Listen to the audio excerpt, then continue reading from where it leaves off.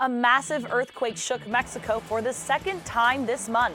We'll see the damage and hear from people who are there. Also, USC's law school is offering legal and financial help to immigrants.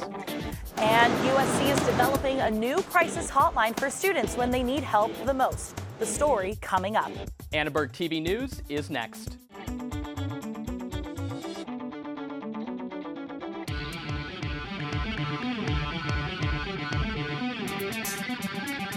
Live from USC, you're watching Annenberg TV News.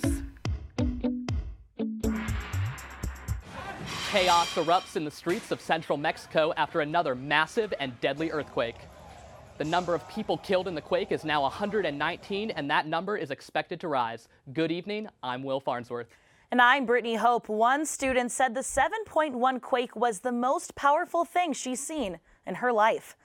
The earthquake shook some of the country's most populous states. The U.S. Geological Survey says the quake's epicenter was near the town of Rebozo in the state of Puebla, nearly 80 miles southeast of Mexico City. This news station was delivering its live broadcast when the shaking began. The anchor went to take cover as studio cameras continued to roll. Outside the newsroom, bridges collapsed on top of vehicles, buildings exploded and caught on fire, and civilians at work, at home, and at lunch sprinted out into the streets seeking safety. Kira Spear was working in an area of Mexico City called Polanco when the quake hit. We did the earthquake practice drill in the morning, and probably around 11 a.m. And then around 2 p.m. there was the earthquake, and everyone got up and started running. And then everyone from the other offices, we were all running down the stairs. The stairs were shaking, and there were sirens, there were car alarms. A tall building was shaking, some sort of water because it shook, and then water came pouring off the building. Anna Catherine Brigida was also at work when the shaking began. Everybody just went out into the street and sort of huddled together, and everything was shaking. I'd say at least probably 30 seconds, maybe even a minute. I don't know. It's sort of like when it's happening, you have sort of no sense of time. There's a small fire in a house that's close to where I live, and there are some collapsed buildings. People are just in, disaster mode. It was pretty scary. Today's earthquake hit on the 22-year anniversary of an 8.0 quake that shook Mexico City in 1985. That quake killed nearly 5,000 people and caused widespread damage across the city. A magnitude 3.6 earthquake struck West Los Angeles last night. For some students, it was the first time they felt the earth move. I definitely felt the earthquake yesterday, and I was in my dorm room. I honestly would never feel unsafe because, there's been earthquakes in LA forever. No, I was sleeping, and it didn't wake me up, so why does it matter to me? It didn't affect me in any way that I noticed, so I'm from Florida, so I've never had anything to do with shaky ground. Although these students weren't bothered by the earthquake, others are concerned about how well older buildings like Doheny Library and Mudd Hall of Philosophy can withstand an earthquake. In 1999, the university performed a retrofit project on the building here to address the structural condition of the building, given that it was an older building. That took a good handful of months to complete. Valerie added that more upgrades at Doheny were made after that renovation program, including one in 2010 for the electrical and plumbing systems. Residents of Puerto Rico are bracing for yet another hurricane. Just 2 weeks after Hurricane Irma hit the region, Tropical Storm Maria is making its entrance. The governor of Puerto Rico called the Category 5 storm, quote, the biggest and potentially most catastrophic hurricane to hit Puerto Rico in a century. So far, the hurricane has already hit the Virgin Islands, and there has been one confirmed death. Maria is expected to hit Puerto Rico, the Caribbean, and may potentially even hit Florida. President Trump addressed the United Nations General Assembly for the first time today. In the 49-minute address, he offered harsh words for the leader of North Korea. The United States has great strength and patience, but if it is forced to defend itself or its allies, we will have no choice but to totally destroy North Korea. The president also criticized the Iran nuclear deal, condemned the government of Venezuela, and urged the UN to do more to help Syrian refugees.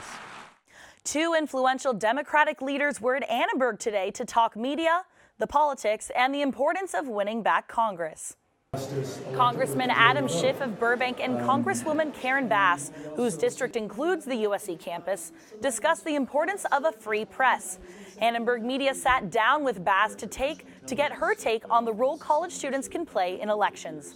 Young people lead the world, so the role of young people is to lead, and my role as a person from an older generation is to be there for younger people, to provide them the support they need, to share experiences, and to help them take their place in the world. What's going on in Congress now that's good for LA and bad for LA? Well, what's going on in Congress that's good for LA is that there are issues that Democrats and Republicans come together on, and so transportation is one of the issues. Now, hopefully we can take that all the way by actually getting a transportation infrastructure legislation passed and signed. We still have a long ways to go there. But what's bad for LA is Trump. We also had the chance to speak with Congressman Schiff. He says Democrats need a positive message to increase voter turnout in future elections. I think a lot of young people think, well, this doesn't really affect me, or it's not worth my time, but it does affect students. It affects everyone. Yes, it's true that there were influences on the election and whatnot, but the biggest influence was people just stayed home. There were a tremendous number of Americans, and particularly young people, who didn't turn out to vote. The Republicans have given lots of reasons to vote against them, and the president has given lots of reasons to vote against his party.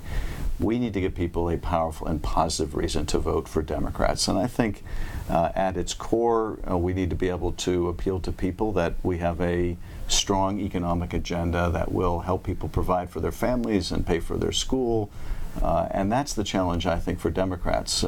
Annenberg professor Gabe Kahn moderated the panel with Schiff and Bass. More than 100 students attended the event. Today, USC's Gould School of Law held a clinic for people who want to become naturalized U.S. citizens. The goal was to provide information about the services offered and register those who qualify for pre-screenings.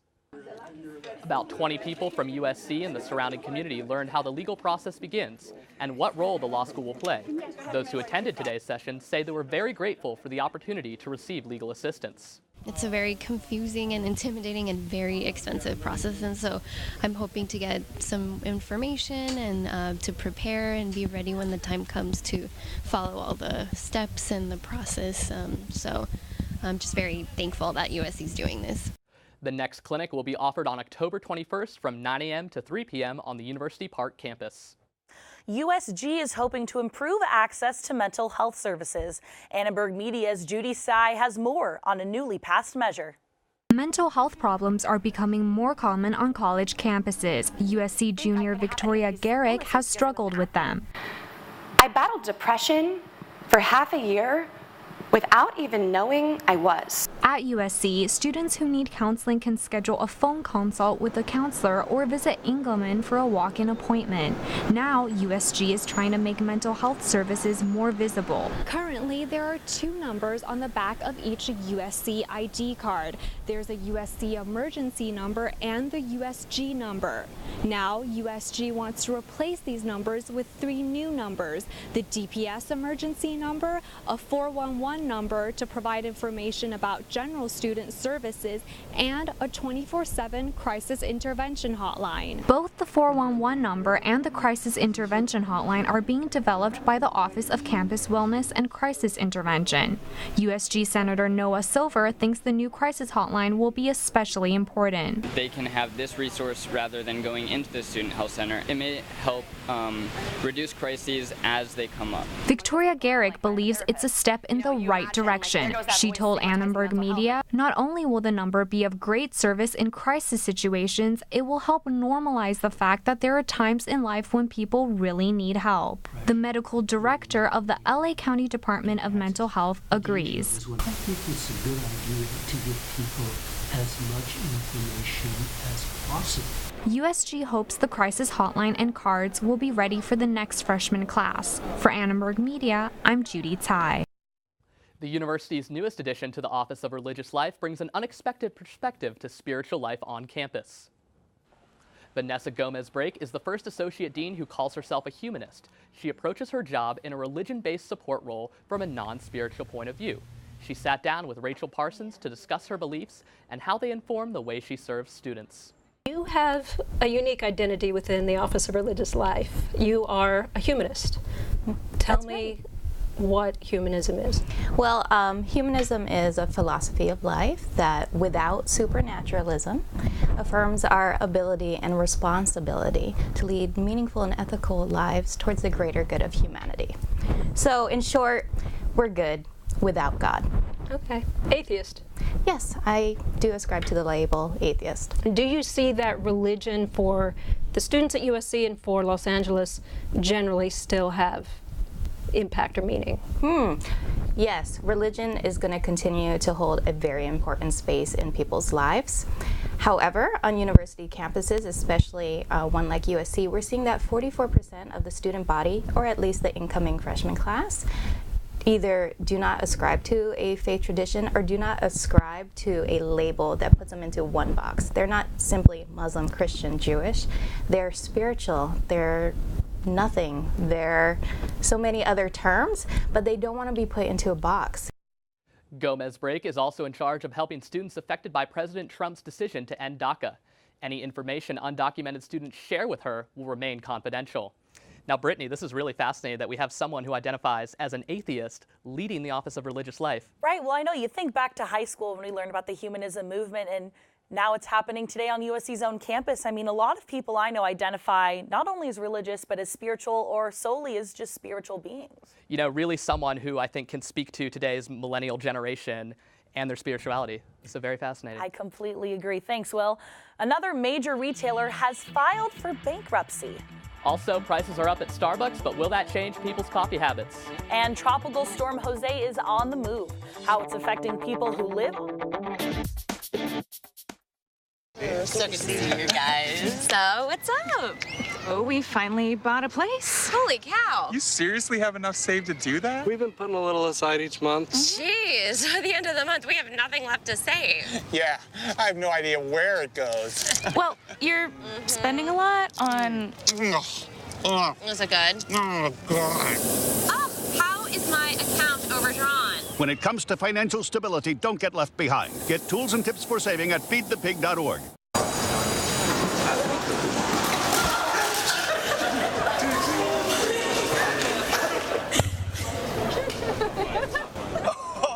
That's low. That's low. Look, he's blushing.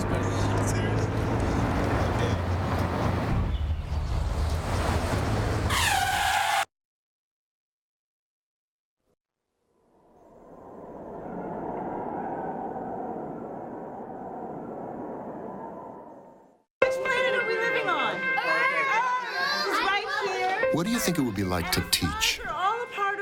Chances are, you have no idea. Teachers today are breaking down obstacles, finding innovative ways to instill old lessons, proving that greatness can be found in everyday places, and that you don't need to be famous to be unforgettable.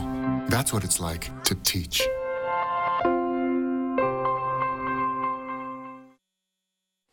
Toys R Us just filed for bankruptcy after 70 years in business. This giant chain is calling victim to the popularity of online shopping.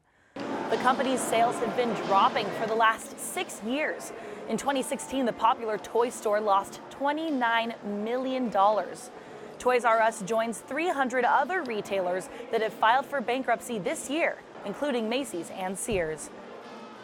Well, retailers are in very serious trouble, and Amazon certainly has contributed to that. It's actually been estimated that Amazon loses some $5 to $6 billion a year on the tangible merchandise. I used to go ride around in like the little wagons with my brother when I was a little kid, and we used to play with all the stuffed animals in the aisles, and we loved it. It's a part of my childhood, and it's really sad that it's gone. Many of the Toys R Us stores will remain open, but kids these days are more interested in expensive electronics than in traditional toys. LA is in danger of losing $583 million in revenue if it fails to meet Mayor Eric Garcetti's goal of building 100,000 housing units by 2021. A UCLA study released last night found the city is on track to meet the mayor's goal by 2021, but several factors could cause delays: a projected decline in developments, one economic downturn before 2021, and the Build Better LA measure, which requires developments to include a certain number of affordable units. The mayor's office released a statement today saying, quote, "The House package approved by the Assembly will deliver critical funding and help streamline the development process so that we can break ground more quickly on homes that families can afford." The plan would ease the burden off home buyers in LA as the demand for housing in the city continues to outpace the supply. Now, Brittany, it's getting a little chilly out. You know, it is getting a little chilly. I brought a sweater to class today, so I know things are starting to cool down over here. Let's toss it to our weather anchor, Taylor, to hear what we can expect this week. Taylor? Thanks, Brittany. You guys are right. It is starting to cool down here in LA. Now let's take a look at our current conditions. Right now, we're at about 73 degrees with just a slight breeze. And looking at tomorrow in the mountains, it's going to be around the same. We're going to be at about 80 degrees in San Bernardino, slightly cooler in Big Bear at 67 degrees. And looking in the valley, we have 79 degrees in Thousand Oaks and a little cooler in Malibu at 73 degrees, which, if you want to skip classes and hit the beach, tomorrow might be the day to do it. And back home at USC, it looks like we're going to be at about 76 degrees here, so not too hot, not too cold, but you may need a sweater early on in the morning. Now let's take a look at our 5-day forecast. We're going to see a small drop in temperatures starting Wednesday, but we'll be back up to the mid-80s by Sunday. And now with hurricane season approaching, Hurricane Jose has made its way back out to sea, but its effects are still being felt by East Coast residents. Rhode Island and Massachusetts are under tropical storm warnings and are expected to be rain, strong winds, high surf, and coastal flooding. The coast of Long Island is on tropical storm watch as well, with possible storm conditions in the area. The Jersey Shore has already felt the impact of Jose. The region was battered by Hurricane Sandy back in 2015. Cities are taking steps to protect residents from flooding during the storm. The Category 1 hurricane is expected to become a post-tropical storm system by the end of the week. Man, just another hurricane on the East Coast, and now, thank God, temperatures are starting to cool down here a little bit. How do you guys feel about all this? You know, the East Coast just can't seem to catch a break, but Brittany, you're catching a break. You get to wear your sweater now in this cool LA weather. I know. I am really enjoying wearing my jeans and sweater to class. I'm thankful for being cool down here, but really hoping for the best for the East Coast. Thanks, Taylor. Students who like to get their caffeine fix at Starbucks will have to get a little used to spending some more money. The popular coffee chain recently announced that prices for certain types of brewed coffee would increase by 10 to 20 cents. Espressos would increase by 10 to 30 cents, depending on the location and market. From a marketing perspective, we think of it's creating some value. So the value may be the taste of the coffee, the value may be the caffeine, the value may come from the Veblen effect, whatever. People want the Starbucks, and the long lines at Starbucks means that they want it to a great degree. The price increase has affected Trojan Grounds and Starbucks locations at the Village and 28th and Figueroa. This is the 4th year in a row the Seattle-based chain has raised prices. Will, are you planning on going to Berkeley for the weekender? Of course I am. How could I miss seeing the Trojans go to 4-0? Let's toss it to our sports anchor. I'll be there too, guys, and I'm excited to see 2 undefeated teams face off this early in the season. USC volleyball is also looking to keep their winning ways going as they will open conference play against UCLA tomorrow night. In an extreme sports world, a surf contest was held today at Kelly Slater's artificial wave pool in Northern California, and some of the world's most talented surfers were in attendance. If you store your guns properly, I'll feel safer when I'm playing outside. Safer when walking home. I won't have to tell so many family members. I'm sorry. I won't hear as many scary stories. And I won't have to tell my kids. This isn't a drill. Please. Please, do it for us. Your family, friends, and neighbors are all counting on you. Never let your gun get into the wrong hands. Remember, always, lock it up. Visit ncpc.org.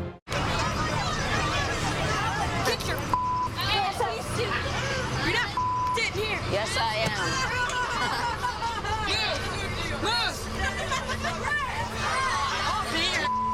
Give it to him hard.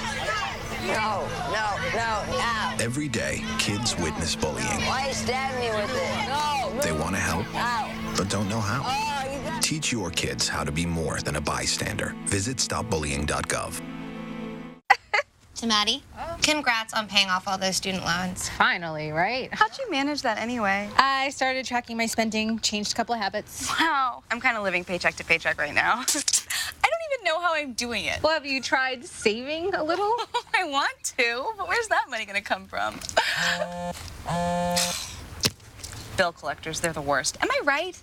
When it comes to financial stability, don't get left behind. Not home. Get tools and tips for saving at feedthepig.org. The USC football team is fresh off a victory over the Texas Longhorns that may have been too close for comfort, but now their attention is geared towards the Cal Golden Bears squad that will look to continue their surprisingly successful season thus far. Berkeley's defense has been a force to be reckoned with this season, and a big reason why is standout linebacker Devontae Downs. Downs is coming off his second consecutive Pac-12 Player of the Week honors after racking up 14 tackles and an interception in the Bears' 27-16 victory over Ole Miss. To defeat the Bears, USC will be looking for a more balanced attack. The Trojans were back on the practice field today, but multiple starters were sidelined with injury. Key defensive players Porter Gustin, Rasheem Green, and John Houston Jr. are all questionable for Saturday's game, while offensive tackle Chuma Edoga is nursing a sprained wrist, and tailback Ronald Jones II did not practice today.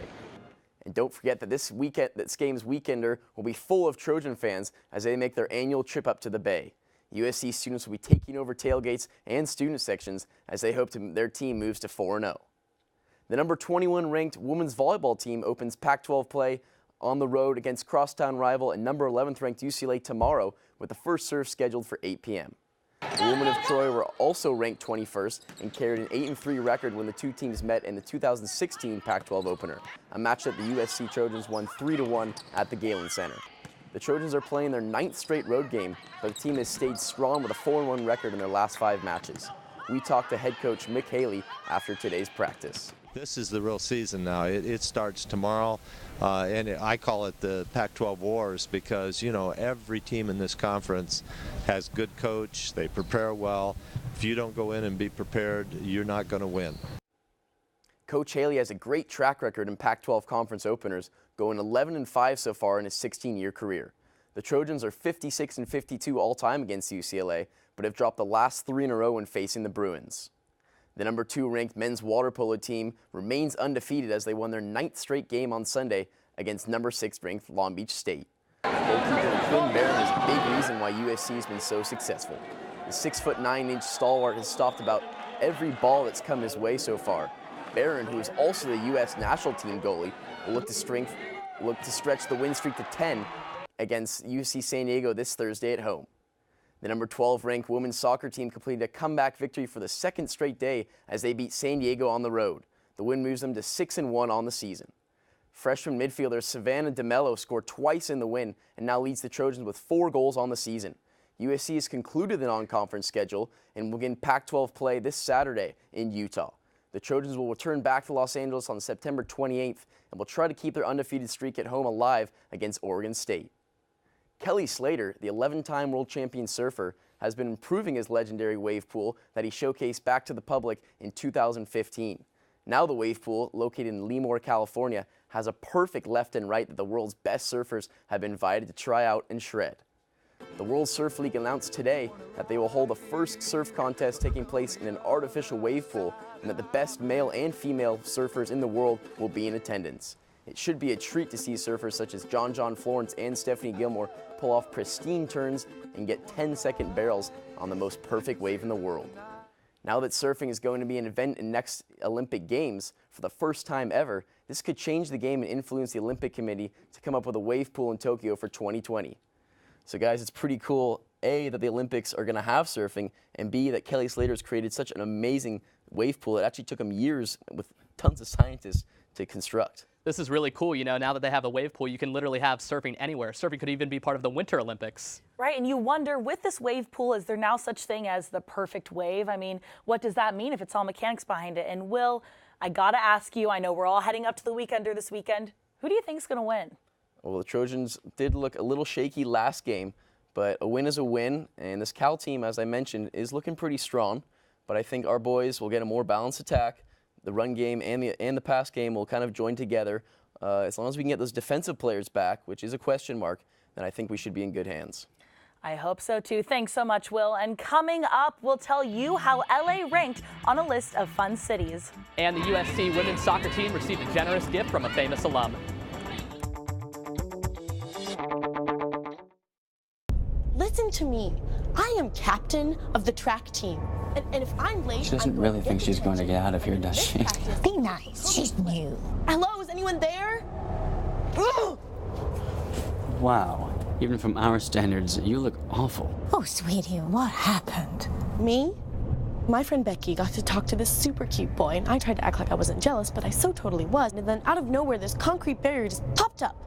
Maybe it was a semi. You mean you were driving? Yeah. I mean, I know the whole eyes on the road thing, but this was a super important text. Maybe you have to know, Becky. Texting? Great. But it was only like 5 seconds, and I'm a really, really fast texter, so it wasn't even a big deal. Actually, has she texted me back yet? Wow, I get like no bars in this place. I wonder if they have Wi-Fi here.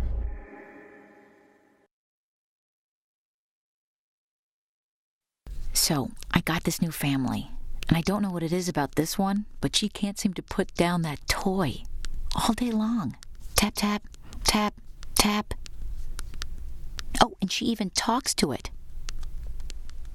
She talks to that more than she talks to him. What's up, bro? Nice shirt. Who's she talking to? Her mom? She talks to her mom a lot. We have an update now on our top story. The death toll in the Mexico earthquake has now risen to 139. Again, the quake's epicenter was just 80 miles away from Mexico City, one of the largest cities in the world. The quake hit at 1 in the afternoon and is the deadliest since that 1985 quake that killed close to 5,000 people. And in more exciting news here on campus, the USC's women's soccer team scored big after notable alum Will Ferrell and wife Vivica Paulin endowed the team's first ever full scholarship.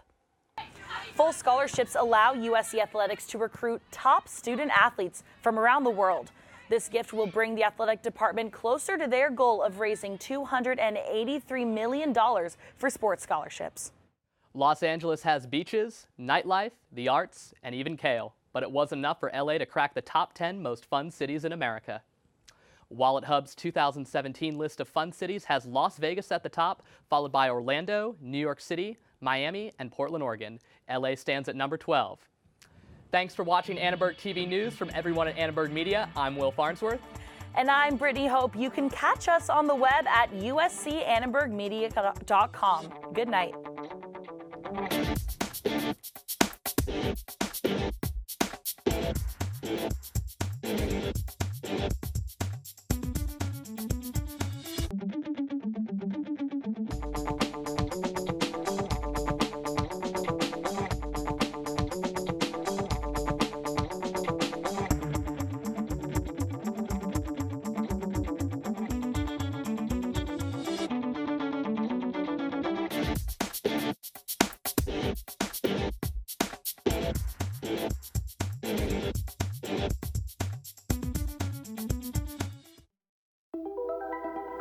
Todd's a great guy. I mean, look at him. What a sweetheart. Attaboy. Wait, Todd, what are you doing? How totally selfish and un-Todd-like of you. Come on, Todd. Come on, man.